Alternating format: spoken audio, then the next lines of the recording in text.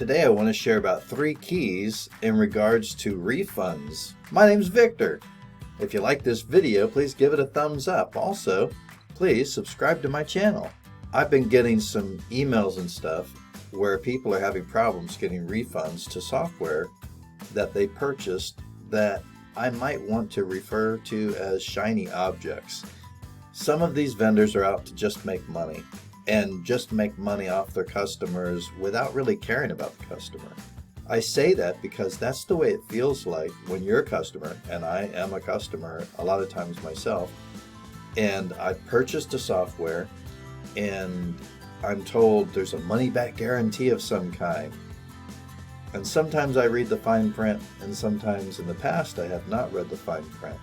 And a lot of things really matter. So I wanted to share 3 key things to think about when you look at software that you want to purchase, especially software that could be considered shiny objects. Not that any of us ever purchase that stuff, right? Okay, so number 1, what is the policy on the sales page?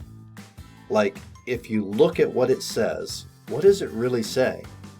I've actually seen sales pages that had more than one policy on the same sales page. So it says, 14-day money-back guarantee, no questions asked. And then further down in words, it says something like, of course, we want to try and fix any issues or problems that you have.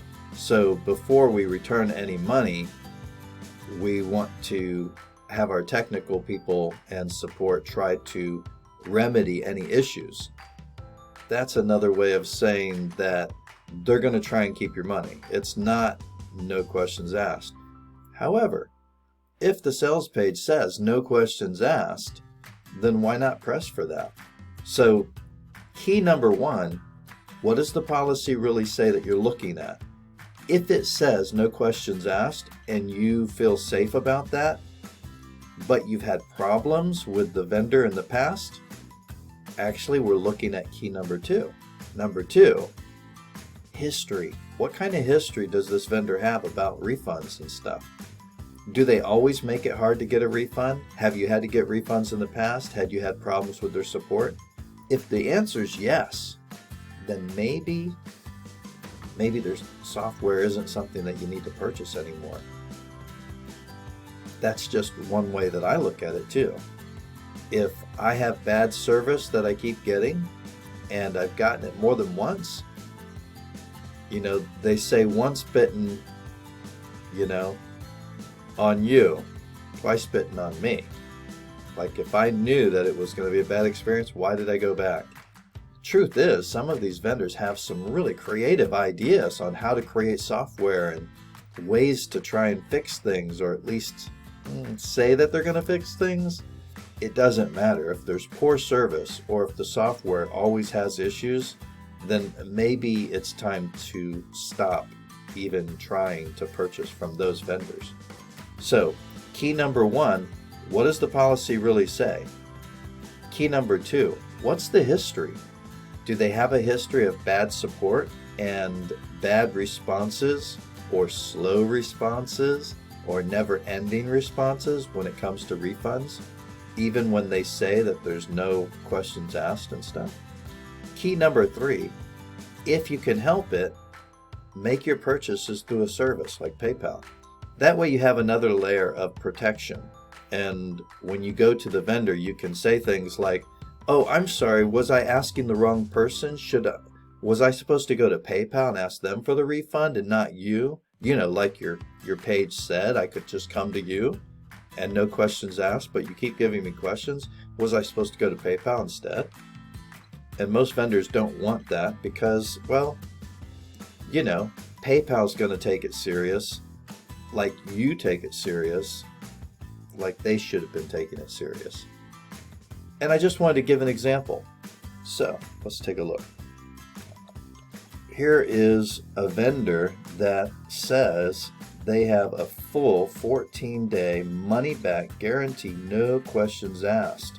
When I dealt with this vendor in the past, they were really dragging their feet on trying to do what they said they would do and just provide the refund.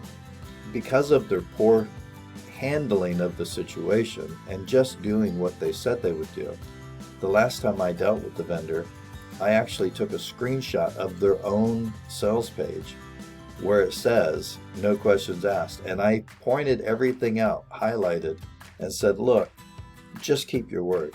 Just do what you said you're going to do. And that's the only reason I got a refund in any timely manner.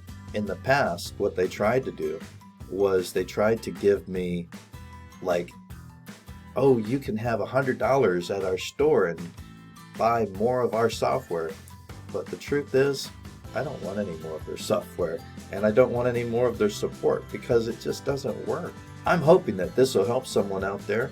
If you have to go for a refund, just be simple and honest. I mean, if the software is not working and you've already wasted hours and days, then maybe it's time for a refund, especially if you're inside of the time range that you're just trying to keep your word just like you expect them to keep their word. So I hope this helps someone out there, because there's a lot of people having a hard time, and why make it harder than it needs to be, right? If you like the video and hopefully it helped somebody out, please give it a thumbs up and subscribe to my channel.